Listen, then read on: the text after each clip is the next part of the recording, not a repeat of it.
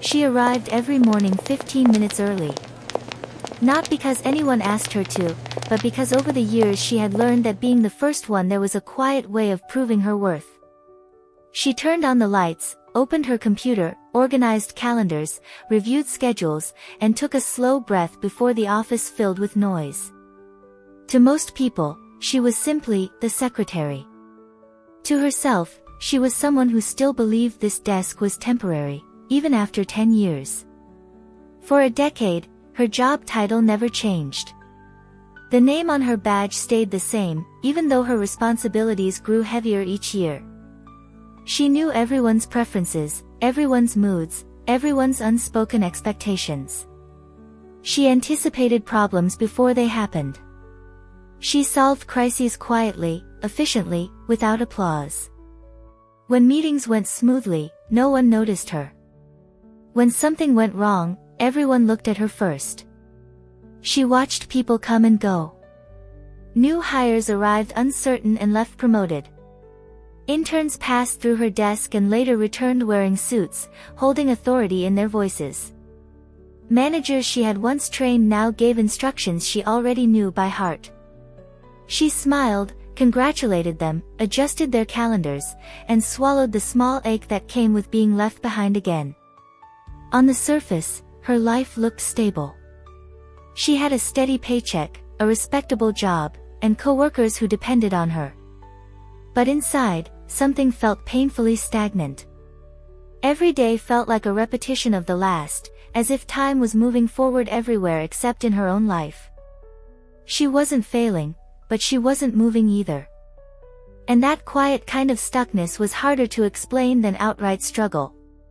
Sometimes, late in the afternoon, she would catch her reflection in the darkened screen of her monitor. Professional. Composed. Invisible.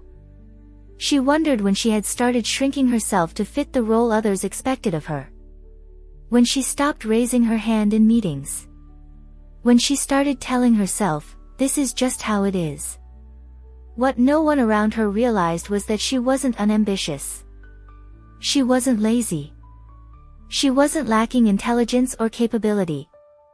She was simply trapped inside an identity she had never consciously chosen, one she had accepted slowly, quietly, year after year, without noticing when it happened. And yet, beneath the routine, beneath the silence, beneath the perfectly organized desk, something inside her was beginning to stir. A quiet discomfort. A question she could no longer ignore. A feeling that whispered, "This cannot be all there is." The realization didn't come all at once. It arrived quietly, disguised as an ordinary moment in an ordinary meeting room. She was seated at the end of the table, laptop open, notepad ready, doing what she had done hundreds of times before, listening, tracking decisions, anticipating what would be needed next.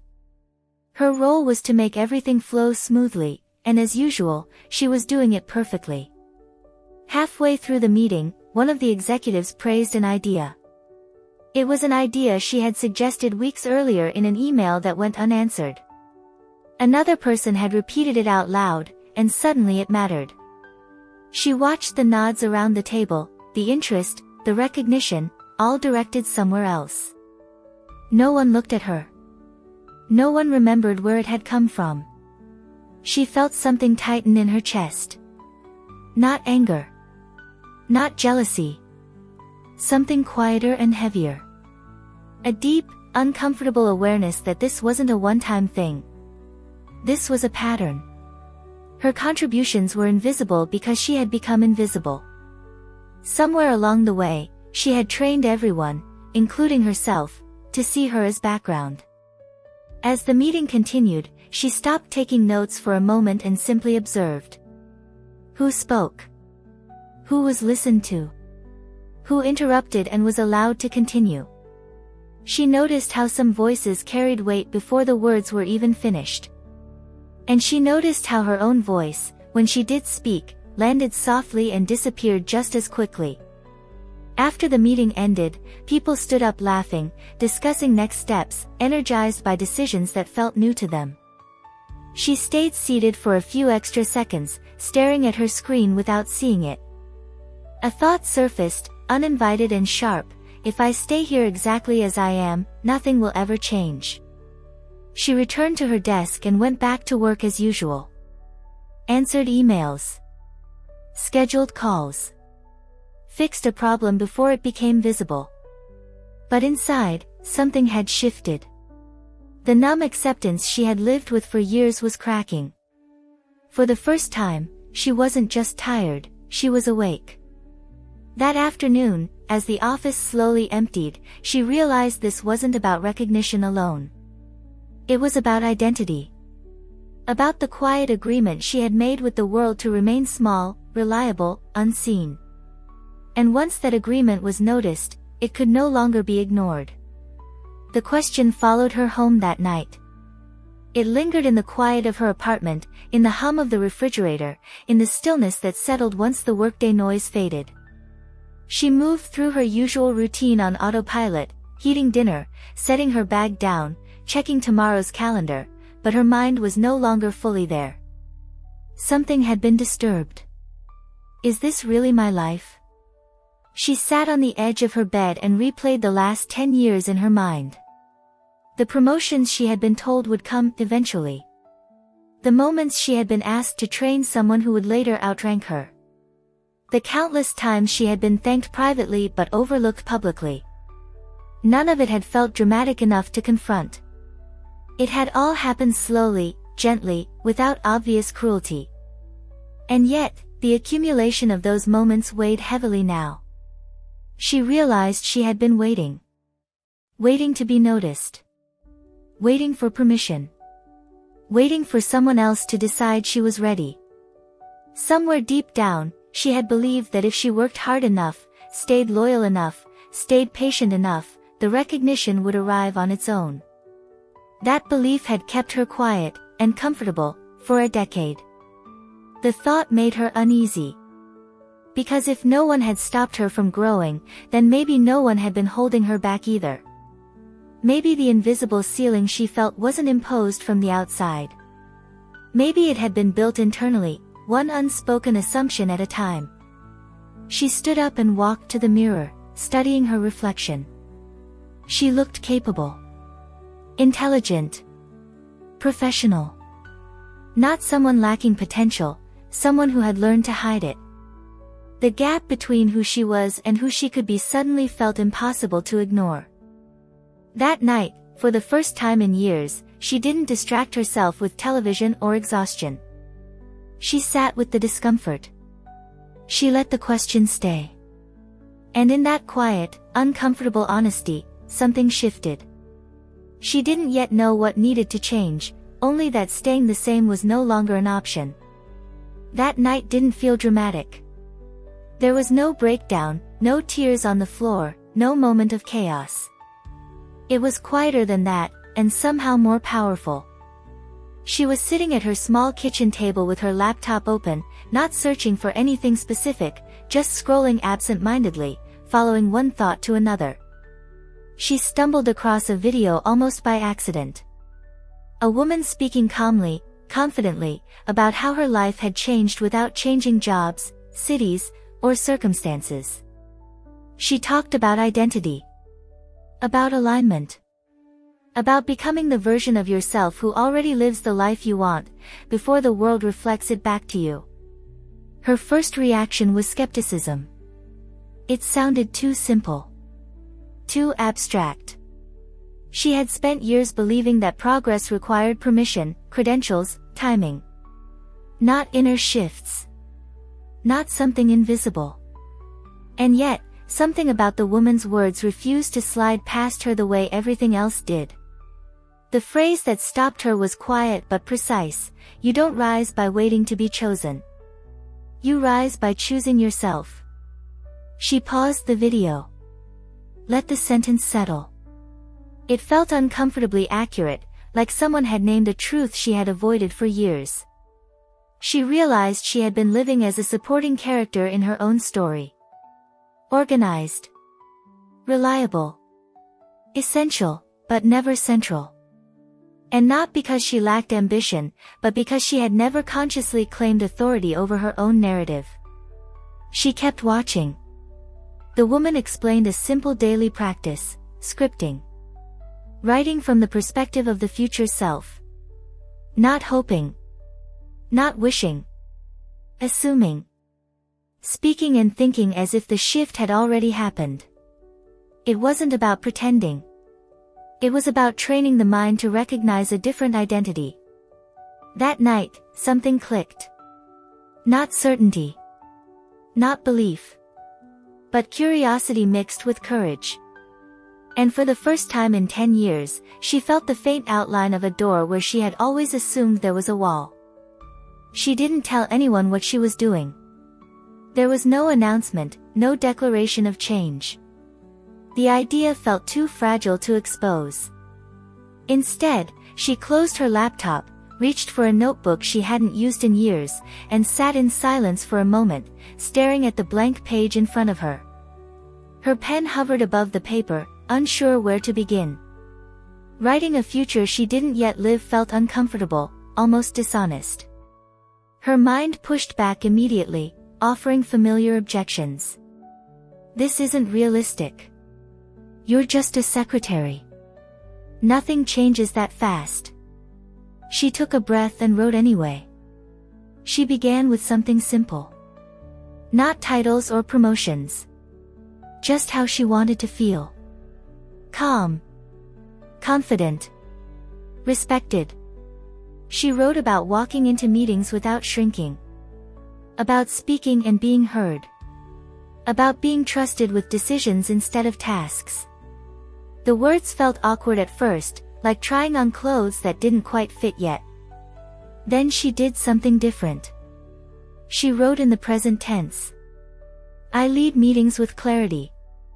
I contribute ideas that are valued. My role reflects my capability.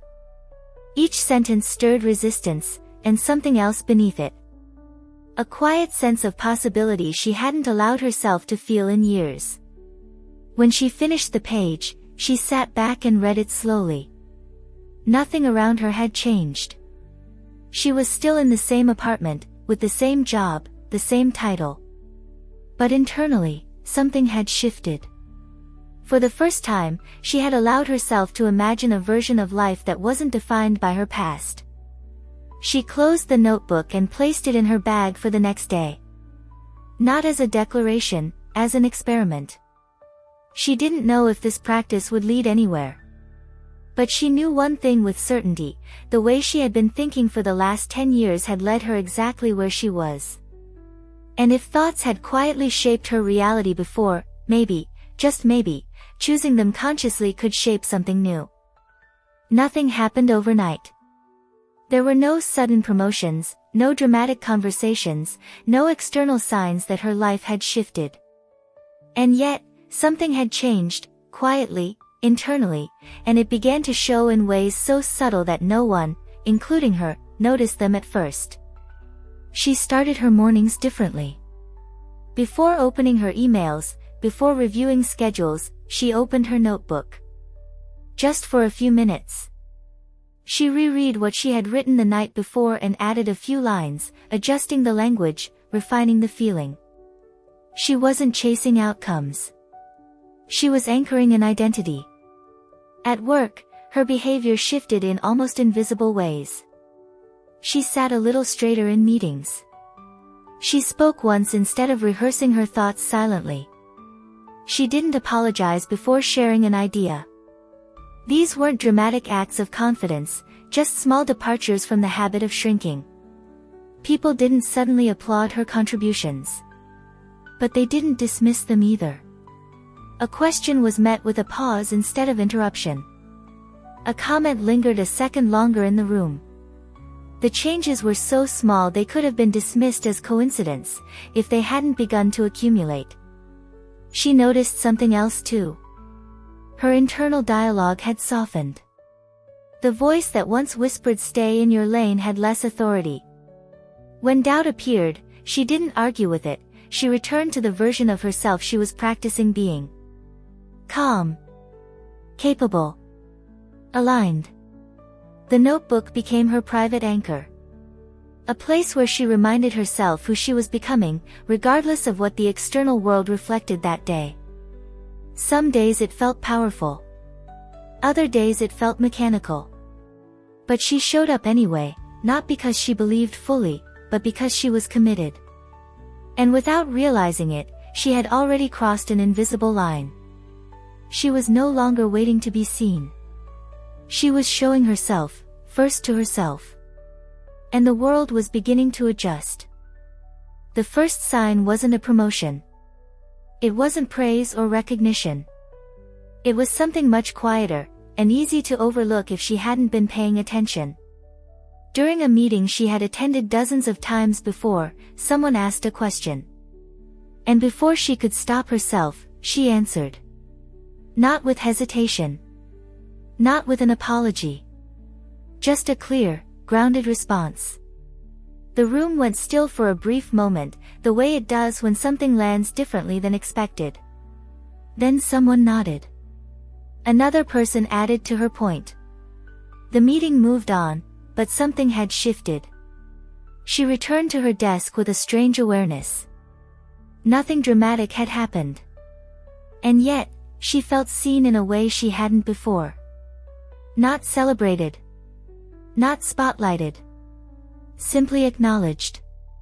And for the first time, she realized how rarely that had happened, and how much her own silence had contributed to it. Over the next few days, similar moments appeared. Small questions directed at her instead of around her. A request for her opinion before a decision was finalized. An email that included her instead of being forwarded after the fact. Each instance was minor on its own. Together, they formed a pattern she couldn't ignore. Her instinct was to downplay it. It's nothing. You're reading too much into it. But when she went back to her notebook, she noticed something unsettling and reassuring. These moments matched exactly what she had been writing. Not outcomes, but experiences. Being consulted. Being heard. Being trusted. She didn't rush ahead mentally. She didn't celebrate too soon. She stayed grounded in the practice, reminding herself that alignment wasn't about forcing results, it was about allowing consistency. She kept writing. Kept showing up. Kept choosing the identity she was practicing, even on days when nothing obvious happened. And slowly, an unfamiliar feeling began to replace the old frustration. Not excitement. Not certainty. But confidence. The kind that doesn't need validation to exist. The kind that knows when something is moving, even before it arrives. The conversation didn't happen the way she had imagined promotions usually did. There was no formal announcement, no grand speech, no sudden shift in title. It began casually, almost accidentally, when one of the executives stopped by her desk late in the afternoon and asked if she had a few minutes. They sat in a small conference room she had scheduled hundreds of times for other people. The familiarity of the space made the moment feel strangely surreal. She listened as he spoke about a project that hadn't gone as planned, about gaps in communication, about the need for someone who truly understood how everything fit together. Then he said something that made her pause. "You see things others don't," he told her. "You understand how decisions ripple through the entire organization. I've noticed that." She had been doing that work for years. Quietly. Invisibly. But hearing it named out loud shifted something inside her. Not pride, clarity. This wasn't a favor. This wasn't luck. This was recognition catching up to reality. He asked if she would be willing to take on a more strategic role in the project. Nothing official yet. More responsibility. More exposure. More involvement in decision-making. It wasn't framed as a promotion, but it felt like a doorway opening. She didn't rush to answer. She didn't shrink. She didn't deflect with humility. She simply said yes, calmly, confidently, as if this were a natural next step. As if this role already belonged to her. When she returned to her desk, she opened her notebook for a brief moment and wrote a single line, "I am trusted with leadership." She closed it, took a deep breath, and went back to work, knowing, without needing proof yet, that something irreversible had begun. The shift didn't announce itself. It revealed itself slowly, through responsibility. She was suddenly included in conversations she used to only observe from the sidelines. Draft emails turned into strategy discussions. Tasks turned into decisions. And with each new layer of involvement, her presence became harder to ignore. People began coming to her before problems escalated. Not because they were told to, but because they trusted her perspective. She noticed how her name started appearing earlier in email threads. How her input was requested instead of assumed. Visibility, she realized, wasn't about being loud. It was about being aligned and consistent where it mattered most. With that visibility came discomfort. There were moments when doubt resurfaced, whispering that she didn't belong at this level. But now, she recognized that voice for what it was, an old reflex, not a truth. Instead of retreating, she returned to her practice. She wrote through the resistance. She anchored herself in the identity she was choosing daily. The more she embodied that identity, the more natural her leadership felt. She stopped seeking approval and started offering clarity. She asked better questions. She listened differently. She spoke when it mattered, and stayed silent when it didn't. The room responded not to force, but to presence. Others noticed. A manager remarked on her ability to connect dots others missed. Another mentioned how meetings ran more smoothly when she was involved. These weren't compliments designed to flatter. They were observations. Facts catching up to what had already been happening beneath the surface. One afternoon, as she walked past a glass-walled conference room and caught her reflection, she paused. She looked the same clothes, same face, but something was unmistakably different. She no longer looked like someone waiting for permission. She looked like someone who belonged exactly where she stood. The promotion didn't arrive with celebration. It came quietly, wrapped in practicality, delivered as if it were the most logical next step, which, in truth, it was. She was called into a meeting and informed that her role would be adjusted to reflect the work she was already doing. New responsibilities. A new title. A seat at the table that had once felt distant and unreachable. She listened calmly as the details were explained. Inside, she felt steady, not shocked, not overwhelmed. There was no surge of disbelief, no sense of finally. Instead, there was a quiet recognition. This matched what she had been writing. What she had been practicing. What she had already accepted internally as true. When she returned to her desk, colleagues congratulated her with surprise in their voices. "This is amazing. You deserve it. I didn't see this coming." She smiled, thanked them, and kept working. Not because the moment didn't matter, but because it didn't feel foreign. It felt aligned. That evening, she opened her notebook and reread her earliest entries. The woman who had written those pages had been uncertain, careful, tentative. And yet, the essence was the same. The confidence hadn't come from the title. The title had followed the confidence. She noticed something else, too. The promotion didn't make her work harder, it made her work differently. With intention. With ownership.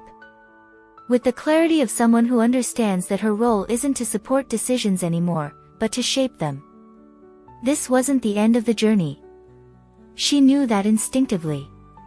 It was confirmation. Proof that the practice wasn't symbolic, it was formative. That identity, once assumed consistently, reshapes reality. And as she closed the notebook that night, one thought settled quietly into place: this isn't the peak. This is the beginning. For a brief moment, it would have been easy to relax. To tell herself that she had reached the goal she once dreamed about. A new title.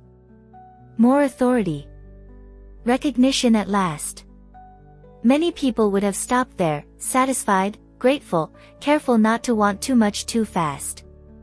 But something inside her had changed too deeply to return to old patterns. The practice hadn't just shifted her circumstances, it had reshaped the way she related to herself. She no longer saw growth as something that happened to her. She understood it as something she participated in consciously. So she kept writing. Not with urgency. Not with hunger. With clarity. Her notebook evolved along with her vision. The language became more precise. The identity more expansive. She no longer wrote about being trusted, she wrote about leading. She no longer wrote about contributing, she wrote about directing outcomes. Each page wasn't a wish. It was an assumption.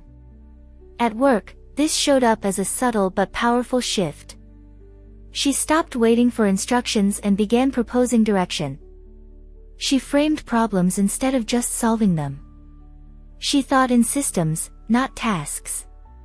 And because her confidence was grounded rather than performative, it invited trust rather than resistance. People began responding to her differently again.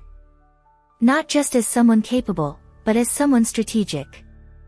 Someone whose presence changed the quality of the room. Meetings bent around her perspective. Decisions slowed when she wasn't there. And slowly, without anyone declaring it out loud, her influence expanded beyond her title. She noticed something important during this phase. The more she embodied the identity she was practicing, the less she needed reassurance from the outside. Praise became pleasant, not necessary. Challenges became information, not threats. She was no longer trying to prove her value, she was expressing it. And in that space, calm, consistent, internally anchored, the next shift began forming. Not as a goal she chased, but as a consequence of who she had become. She noticed it first in the way conversations began to shift toward her. Opportunities no longer arrived as vague suggestions or distant possibilities, they showed up as direct invitations. Projects that once would have been assigned elsewhere now landed on her desk. Not because she asked for them, but because her name surfaced naturally when decisions were being made. What surprised her most was how little effort it took to stay aligned. She wasn't pushing. She wasn't proving. She wasn't networking aggressively or positioning herself strategically in the way she once believed was necessary. Instead, she was simply showing up as the version of herself she had been practicing being, and the environment responded accordingly. She was invited into rooms she had never entered before. Strategy sessions. Long-term planning meetings. Conversations about vision instead of logistics. Each time, she felt a familiar flicker of disbelief, quickly followed by steadiness. She didn't need to prepare herself mentally anymore. She belonged there, and her nervous system knew it. Her notebook became less about reassurance and more about refinement. She wrote to clarify direction, not to summon confidence. She described outcomes as inevitabilities, not hopes. And the more grounded her internal language became, the faster the external world seemed to rearrange itself around her. Others began to reference her work publicly. Her ideas were attributed correctly. Her perspective was requested early, not as an afterthought. She noticed how often phrases like, "let's ask her," or "she'll know," appeared in conversation. Authority, she realized, wasn't claimed loudly, it was recognized quietly. And somewhere in the midst of all this movement, she understood something essential. She wasn't chasing opportunity anymore. Opportunity was responding to coherence. To clarity. To a woman who had stopped waiting to be chosen, and had chosen herself first. The realization came quietly, during an ordinary moment she might once have rushed past. She was reviewing notes from a strategy meeting when she noticed how naturally her name appeared throughout the discussion. Not as support. Not as assistance. as direction, as decision. The language on the page reflected a shift that was no longer subtle. She leaned back in her chair and allowed herself to see the pattern clearly for the first time. This wasn't luck. It wasn't timing. And it certainly wasn't coincidence. The changes in her external world had followed the same rhythm as her internal shifts, step by step, assumption by assumption. She thought back to the first night she had written a different future. How uncertain her hand had felt. How unrealistic the words had seemed. And yet, those same words were now being mirrored back to her through roles, conversations, and expectations she no longer questioned. For the first time, she fully understood something she had only half believed before: her identity had been the lever all along. Not her resume. Not her years of service. Not the approval of others. The moment she had decided who she was, reality had begun reorganizing itself around that decision. This understanding didn't make her feel powerful in a dramatic way. It made her feel responsible, in the best sense of the word. If identity could shape outcomes, then she was no longer at the mercy of circumstance. She was in relationship with it. She closed her notebook that evening with a sense of grounded certainty. What had started as a practice was now a principle. And once seen clearly, it could never be unseen. The second promotion came faster than the first. So fast, in fact, that it caught others off guard, though it didn't surprise her. By the time the conversation happened, she had already felt the shift internally. The external confirmation was simply catching up. This time, the tone was different. The discussion wasn't about filling a gap or adjusting a role. It was about leadership. About direction. About where the company was going, and who would help take it there. Her name wasn't mentioned as a possibility. It was spoken as a given. She listened carefully, not with disbelief, but with discernment. She asked questions that reflected ownership, not gratitude. She spoke about vision, alignment, and long-term impact. The room responded with attentiveness, not reassurance. She wasn't being evaluated anymore, she was being collaborated with. When the new title was finalized, it carried weight. Not because of prestige, but because of proximity to decision-making. Her influence expanded. Her voice shaped outcomes beyond individual projects. And with that expansion came a deeper sense of calm. She wasn't reaching upward anymore. She was standing firmly where she belonged.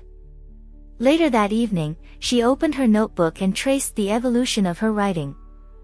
The progression was unmistakable. What began as cautious language had become declarative. What once felt aspirational now read like documentation. She wasn't imagining her future anymore, she was recording it as it unfolded. That was when it became undeniable. The practice hadn't just changed her circumstances. It had changed her relationship with power. She no longer saw leadership as something granted. She understood it as something embodied. And once embodied, it multiplied naturally. Leadership had become natural to her. Authority, however, required something deeper. It wasn't about managing people or guiding projects anymore, it was about being the final reference point. The one others deferred to when uncertainty appeared. The one whose presence stabilized decisions rather than accelerated them. She noticed the shift in subtle ways. Conversations paused when she entered the room. Not out of formality, but recalibration. People waited to hear her perspective before moving forward. Not because she demanded it, but because it brought clarity. Authority, she learned, wasn't loud. It was grounding. With this shift came a new internal discipline. She became more selective with her energy, her words, her focus. She no longer needed to weigh in on everything. When she spoke less, her words carried more weight. Silence became a tool rather than a withdrawal. Her notebook reflected this evolution. The language softened even as it became more decisive. She wrote less about becoming and more about stewarding. About responsibility. About holding vision without attachment. The practice had matured alongside her role. Others sensed it too. Feedback changed. Instead of praise, there was trust. Instead of encouragement, there was reliance. She was no longer being developed, she was being depended on. And that distinction altered everything. She realized then that authority wasn't something she had climbed into. It was something she had stabilized into. A natural consequence of coherence between who she believed herself to be and how she moved through the world. And from that place of stability, the final transition began to form. The offer didn't arrive as a surprise. It arrived as a confirmation. By the time it was spoken out loud, she had already sensed the possibility forming, not as anticipation, but as recognition. Something was reorganizing at the highest level, and her presence in those conversations had shifted from contribution to necessity. She was invited into a closed-door meeting. Fewer people. Slower pace. The kind of conversation that wasn't about performance, but about direction. They spoke about the company's future, about growth, about what kind of leadership would be required to hold what was coming next. Then the question was asked, not framed as pressure, but as trust. Would she be willing to step into a role that went beyond execution? Beyond departments? Beyond hierarchy? A role that required vision, coherence, and the capacity to lead without needing consensus at every step. She didn't rush to answer. She felt her body respond before her mind did, steady, grounded, unreactive. This wasn't something she needed to decide. It was something she had already aligned with. The words came easily, without tension. When she accepted, the room didn't shift. It settled. As if the decision had resolved something that had been waiting for alignment. She noticed how natural it felt, not elevated, not intimidating. Just right. Later that evening, she returned to her notebook and read the earliest pages once more. The contrast was striking. The woman who once rode in uncertainty had become someone who moved with inevitability. Not force. Not ambition. Alignment. She closed the notebook with a quiet smile. Her future had not been redrawn by chance. It had been authored deliberately, one assumption, one identity, one consistent practice at a time. Stepping into the role didn't feel like crossing a finish line. It felt like settling into a posture she had already practiced internally for a long time. The office looked different now, not because the walls had changed, but because her relationship to the space had. She wasn't occupying it anymore. She was holding it. Her days became less crowded and more deliberate. Fewer meetings, more weight. Decisions that once passed through layers now stopped with her. She noticed how her nervous system remained calm even under pressure. The urgency that once ruled her work had been replaced by precision. People around her adjusted instinctively. Not through instruction, but through observation. They mirrored her pace, her clarity, her boundaries. Leadership at this level wasn't about direction alone, it was about regulation. And she had learned how to regulate herself first. She reflected often on how little the practice itself had changed. She still wrote. Still aligned. Still clarified identity before action. The difference was that now, the external world moved faster than her internal adjustments. Reality followed more quickly once coherence was established. She understood something else, too. The role didn't complete her. It expressed her. And that distinction protected her from attachment. She wasn't afraid of losing it, because she knew she could recreate it again, anywhere. That knowing settled deep within her. Quiet. Unshakable. The mark of someone who had learned how to author outcomes from the inside out. Looking back, she realized there was nothing extraordinary about her circumstances in the beginning. No special connections. No secret advantages. No moment where someone suddenly decided to rescue her potential. What changed her path wasn't opportunity, it was perception. And that truth stayed with her more than any title ever could. She wished she had known earlier that waiting was a form of agreement. That every day she delayed choosing herself, she was silently reinforcing the identity others had assigned to her. Not because they were cruel, but because they responded to the signal she was sending, quietly, consistently, unconsciously. For years, she had believed that recognition came first, and confidence followed. But the order had always been reversed. Confidence wasn't the reward, it was the prerequisite. The moment she embodied the version of herself who expected authority, the world reorganized to meet that expectation. She also understood that the practice itself wasn't magic. Writing didn't change her life on its own. What changed her life was the discipline of returning, every day, to a chosen identity, especially on days when nothing externally reinforced it. Consistency, not intensity, had been the real catalyst. This realization softened her judgment toward her past self. She hadn't been weak. She had been unaware. And awareness, once gained, changed everything. There was no regret, only clarity. If she could speak to the woman she once was, sitting quietly at the edge of the table, she wouldn't tell her to work harder or wait longer. She would tell her this: you are allowed to decide who you are before anyone agrees with you. What she came to understand was that her story wasn't unique because of the outcome, it was universal because of the mechanism. The practice worked not because of her personality, her background, or her position, but because it addressed something fundamental in every human experience: identity precedes evidence. Most people wait for life to give them permission to change. They wait for confidence to appear, for circumstances to improve, for someone else to open a door. But what she learned was that doors respond to posture, to coherence, to the quiet certainty of someone who has already decided who they are. The reason the practice worked was simple and confronting.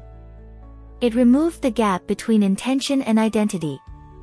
By writing, thinking, and moving as the version of herself who already belonged at the table, she stopped sending mixed signals to the world. There was no contradiction to negotiate anymore. This wasn't about ambition or ego. It wasn't about pretending or forcing belief. It was about alignment, choosing an internal reference point and returning to it daily, especially when reality lagged behind. That consistency trained her nervous system to expect more, and expectation quietly shaped behavior. Anyone willing to practice this would experience the same shift. Not necessarily in the same form, not everyone wants a corporate role or a leadership title. But in the area that matters most to them. Relationships. Creativity. Stability. Peace. Prosperity. The structure remains the same. Only the expression changes. Her story wasn't meant to be admired. It was meant to be replicated, not by copying her life, but by applying the same internal discipline. The willingness to stop waiting. To stop shrinking. To choose identity first. The practice itself never demanded belief. It didn't ask her to feel confident every day or to silence doubt completely. All it asked for was consistency, a willingness to return, again and again, to the identity she had chosen, regardless of what the external world reflected that day. Some mornings, the words flowed easily. Other days, they felt mechanical, almost empty. And yet, she wrote anyway. Not because she felt inspired, but because she understood that identity is reinforced through repetition, not emotion. The practice worked precisely because it didn't depend on mood. Over time, writing stopped being something she did and became something she was. It shaped how she entered rooms, how she spoke, how she listened. It aligned her internal posture so clearly that reality had no choice but to respond. Looking back, the transformation didn't feel miraculous. It felt inevitable. Once identity and behavior aligned, outcomes followed naturally. Not instantly, but reliably. There was no force involved. Only coherence. She never forgot where she started. Not to diminish herself, but to remember how quietly lives change when decisions are made internally before they are visible externally. Her story wasn't about becoming someone new. It was about allowing herself to be who she had always been. And if there was one thing she knew for certain, it was this: the moment she stopped waiting for permission and began authoring her identity, everything else had followed.